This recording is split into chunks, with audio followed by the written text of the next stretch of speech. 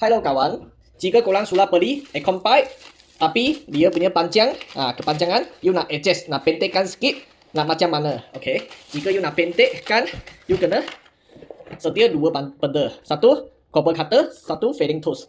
Okey. Mau macam mana guna? Sekarang saya tunjukkan macam mana guna lah. Okey. Ini fading tools.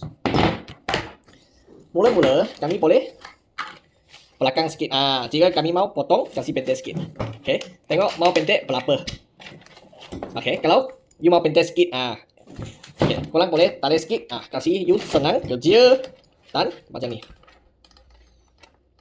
Letak di tengah. Okey. Letak di tengah, nanti pusing dia sikit. Kalau korang nak panjangkan sikit, korang boleh beli itu adapter lah dengan kami. Okey. Saya sudah potong.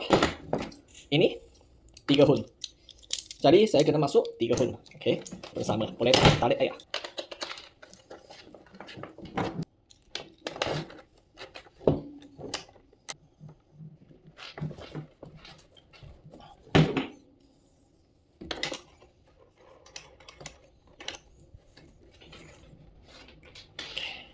Kalau sudah kena 1, 2, 3, 4, 5. Okey.